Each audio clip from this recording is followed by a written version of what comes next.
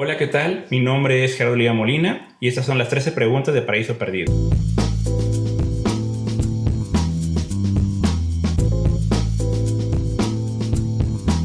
Gerardo Lima Molina es un escritor de literatura de terror, un entusiasta de las películas de miedo y de todas aquellas historias que de alguna manera nos logran perturbar durante la noche. Debió haber sido estos tomos que regalaban los testigos de Jehová, que son textos sobre la Biblia, pero que vienen ilustrados de una manera bastante genial, porque traen, por ejemplo, historias de Jonás, de las plagas de Egipto, o incluso del Apocalipsis, y eso me parecía bastante aterrador e interesante. La semana pasada vino un testigo de Jehová y yo no lo dejaba ir.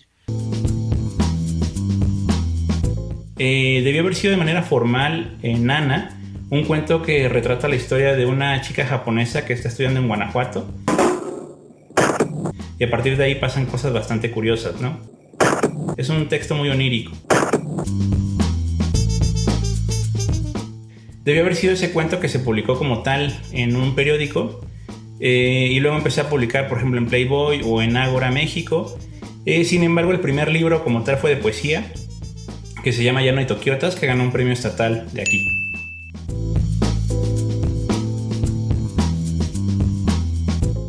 La peor crítica quizá haya sido sobre algunos de mis cuentos, donde dicen que no pasa gran cosa, que en realidad son atmósferas, como si fueran estampas. Pero para mí es muy interesante porque algunas de estas historias precisamente surgieron así, como si fueran una atmósfera a partir de la representación de una pintura. Y la mejor crítica que me ha tocado, o los comentarios que me han tocado, es que mis cuentos pueden provocarles pesadillas. Y eso para mí es genial. Podría ser Coagula, de esta precisamente la idea de coagular. Nosferatu, ¿no? Porque soy muy fan de los vampiros. Y la palabra éfrasis, ¿no? Que es esta traducción de un arte pictórico a una historia.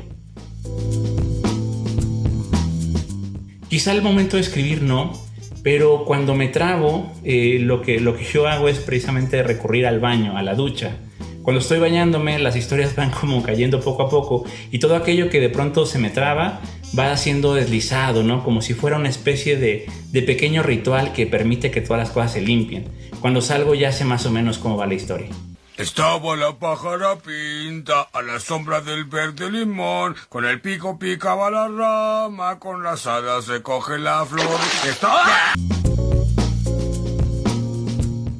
Lo peor debe ser quizá estar pensando en historias todo el tiempo, o incluso que a veces uno pierde el tiempo o que pierde historias que estando en cualquier momento. Pueden llegar cuando estaba platicando con un amigo, en familia o manejando. Entonces esa es una de las partes un poquito más quisquillosas del oficio.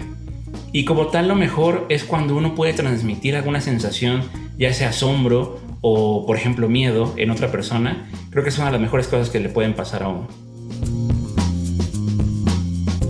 Me han preguntado cosas como si necesita uno ser una persona normal para escribir literatura de terror. No, of course not.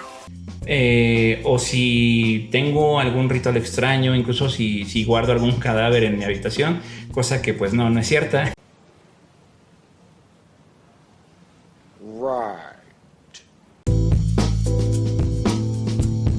Posiblemente debe ser el Ulises, ¿no? Porque de alguna manera sale en alguna plática y uno dice, claro, el Ulises, sí, es una gran obra.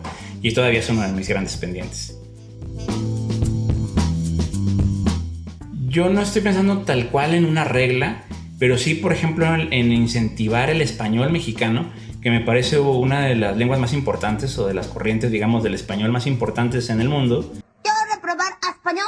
¿Será imposible? Junto con las lenguas indígenas, ¿no? Que me parecen que forman parte de la riqueza cultural de nuestro país y que no deberían estar extinguiéndose y lamentablemente ocurre. Pues podría ser, por ejemplo, la frase solve et coagula, que se le atribuye a diferentes personas, entre ellos, por ejemplo, a Eliphas Levi, que significa algo así como disolver y coagular.